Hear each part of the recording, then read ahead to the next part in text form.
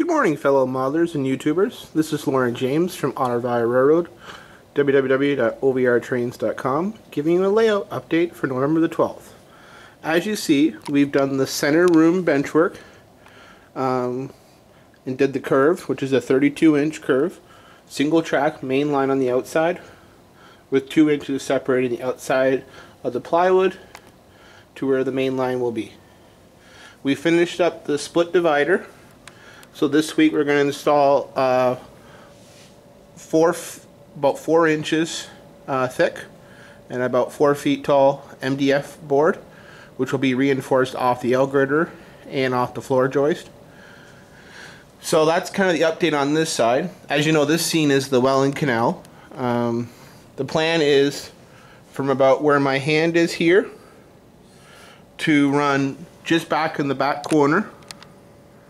That's going to be the International Bridge run.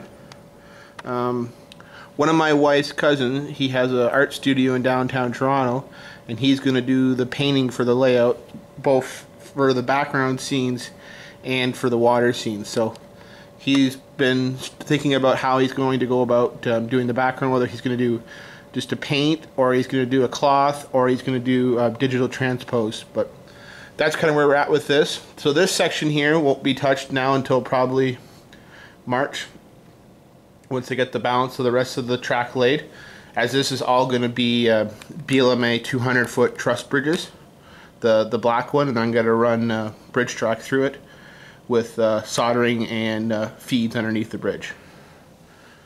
So other stuff we got done the last couple weeks, we did the back ends of plywood and homosode, so they're done. I'm just letting them cure for a couple days. And we also did the other back end over there. We ran out of time on this past Wednesday. We got one more piece to put in and then one more piece of homosode there to affix. You're probably wondering yourself, why is one piece longer in there than that? We're going to try to do a large curve outing U. So one of the things we were working on was going oversized material and then cutting to where the track is and then fixing the curve after. I've seen it used before on 2 different layouts, one in St. Thomas and one in Elmer, so it cuts down on doing the thing twice, and with winter coming I don't have to store any materials in the garage. So the first thing that will probably be done in December will be laying track over here in the Wainfleet Welland yard. I have the track plan been finalized for close to a year. I've just been tweaking this one. The only thing I have a little tweak issue here is I have one lead track, which is 28 inches, 28-inch radius. I'm okay with that, but I was shooting for 32s throughout the whole layout. So that's kind of where we're at with that. Something new since the last time you hear, I finished the cutout back here so I can access my electrical panel and the drop down for my HVAC. This here is where the homosode is. That's the end of the Welland yard, and from there down it's going to go 2% down, coming around the curve and into the Welland Canal trough. We're not going to build this section up until the last switch that's level is done, and then we're going to do the 2% decline with a combination of the Woodland Scenic risers and joist brackets. So that's why this section will sit as is until the yard is laid. We've done the superstructure over here for the Welland Canal. As you see, I've got extra material on top. We had about 1.5 sheets extra of homosode so far, and about 1.5 sheets extra of plywood. And I anticipate to use that up through the winter, and no sense of having it sit in my garage taking up a car hole spot when it can be used. You're probably wondering what the back corner back here will be. This is the 6x6 helix. So it's going to go from 60 inches high to as low as 24, and it's a 2.3% incline and decline. Single track, and the radius is 34 inches. One of the videos and one of the conversations I was talking about was how do I work around this water softener and my water tank. So we're going to put a lift out here. That way it can easily get in by a service technician. I've experienced service technicians before, and sometimes they're not considerate sometimes of things around them. They just get in there and do their job, and you know, sometimes they put materials in the wrong spot, tools in the wrong spot. So it's just designed that I can lift it out and replace it. There was a guy online that had a video of magnetic locks, as well as Pelle Sundberg's last layout, the Danbury sub, which was just purchased and moved to Train Life in Utah. They had a lift. He had a lift out too. So that's kind of where we're at with that. This right here will be a sliding gate, similar to what my father has on his original Otter Valley layout. I have some sliding left here to do, but everything has all been cut. I ran out of material for 2x4s, so because this section's thinner, I'm just going to go 2x2s with thin plywood and a 13-inch wide strip of homosode. It's a single track with one switch, doesn't require much, and in the event I ever have to replace a furnace, this section will be cut out. So again, very small, very simple to do. One tip of advice, if you're ever holding something down on top of a train layout, don't use a can of paint.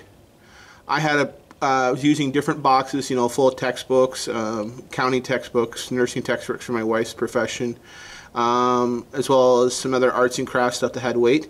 I also used a paint can. The paint can had never been touched. Somehow the paint can either had a curing issue, but it leaked through and went on to the homosode. It's a small fix because the back there will either be a large building or scenery, and I can easily buff it out. But it's just a tip and suggestion to not use paint cans for weight. They look like they're a good option, but they're not the best option. And I was kind of surprised when I saw that paint can explode, especially an unopened can. I was saying over here, one of the sections that we'll want to work on this winter. So back here is a double track. So it's a single track in the curve, but part of it in the middle of here connects my reversing loop. So that's why it's a bit wider than the other side. The reason why I also went with this piece in front of you recessed out furthermore was if I wanted to do a fatter curve, I didn't have to worry about trying to buff in a piece of material and do a repair piece. This way, whatever excess material I have, I'll just do a cutoff, and then I have a small bit of waste. I've been trying to use maximize the homosode and the plywood sheets, and then do cuts around when spots where I don't need that longer, bigger strips. I actually worked out quite well. We picked up 16 sheets of plywood and 15 sheets of homosode, and like I said, I got a sheet and a half of homosode left and about a sheet and a half of plywood. So my math in August was pretty good for an unfinished room. I have enough material to get me through the stuff through the winter, but like I said, the big thing is going to be laying that monster of a yard over there, which is a 26.5 by 5 feet wide yard. That's going to be the first thing to do.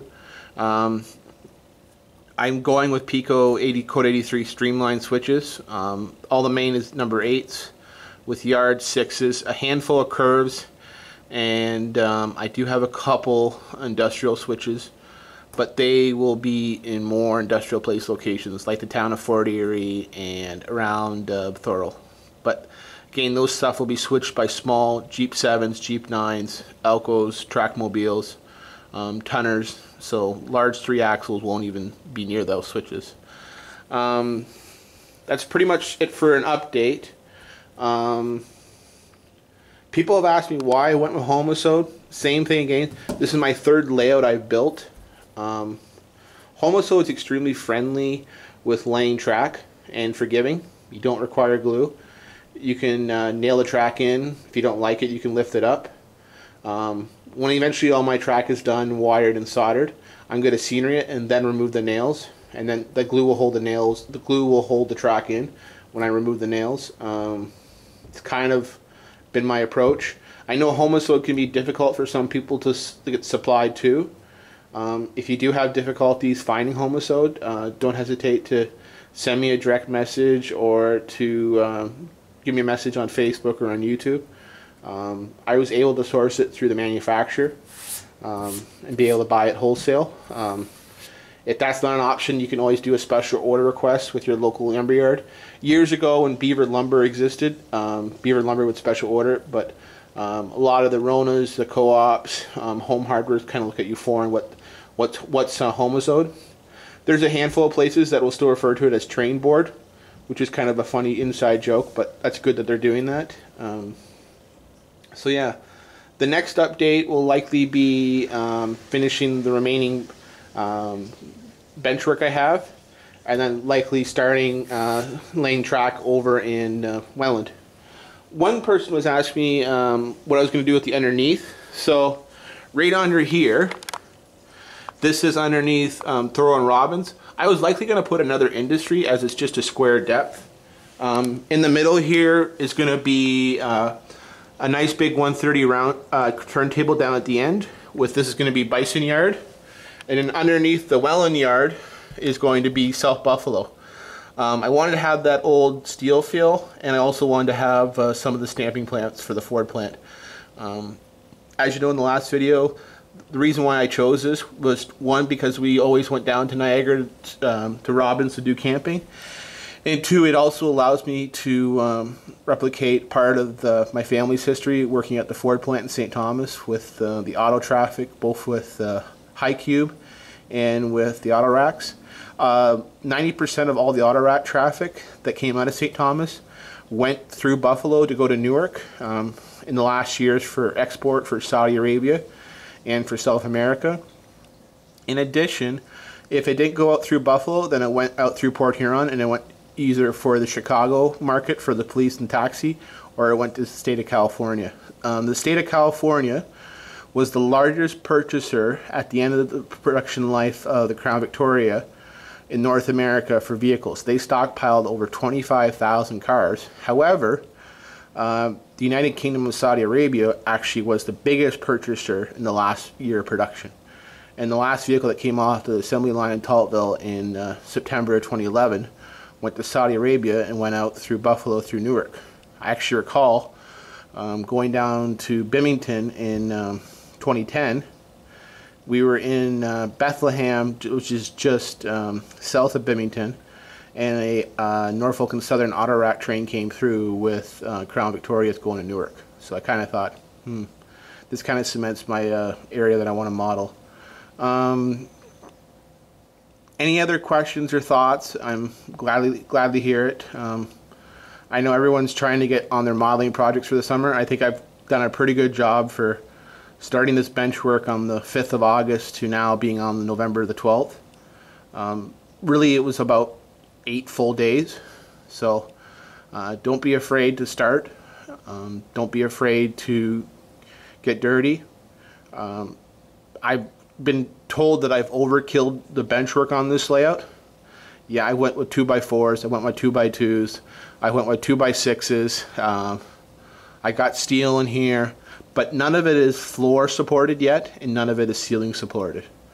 And I'm an accountant. I'm not a woodkeeper. I'm not a woodmaker. I'm not a carpenter. I'm not a tradesman. I'm a chartered accountant. So I'm pretty proud of what I've been able to accomplish on this layout.